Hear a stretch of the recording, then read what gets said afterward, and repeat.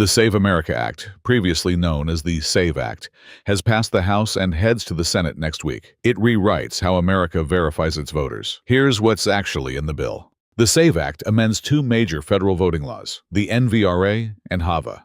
To understand what it changes, we first need to understand what exists today. Federal elections have three stages: registration, voting, and voter roll maintenance.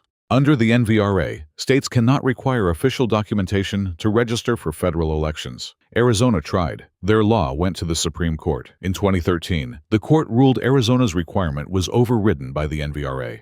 At the polls, there is no federal photo identification requirement. States set their own rules. Some require strict photo identification. Others accept a signed affidavit or no identification at all. States are required to maintain accurate voter rolls, removing those who've died or moved. But there is no federal mandate to audit citizenship status, and legal barriers make bulk removal difficult. The SAVE Act changes all three sections. Section 1 is the short title. Section 2, ensuring only citizens are registered to vote. Section 3, photo identification at the polls. Section 2 says states cannot register anyone to vote unless they present documentary proof of United States citizenship. It defines two categories: standalone proof and combined proof. Standalone proof includes a real ID that indicates United States citizenship, a valid United States passport, military identification, or a government-issued photo identification showing United States birthplace.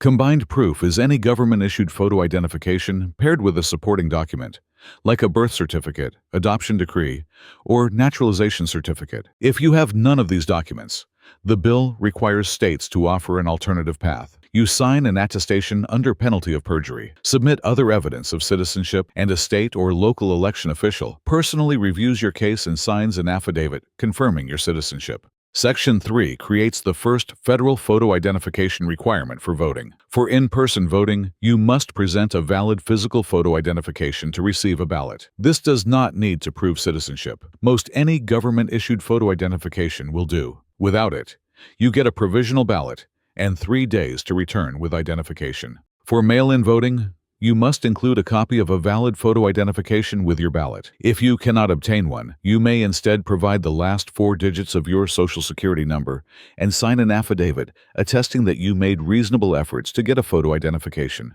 For voter roll maintenance, every state must send their complete voter rolls to the Department of Homeland Security for cross-referencing through the SAVE system within 30 days.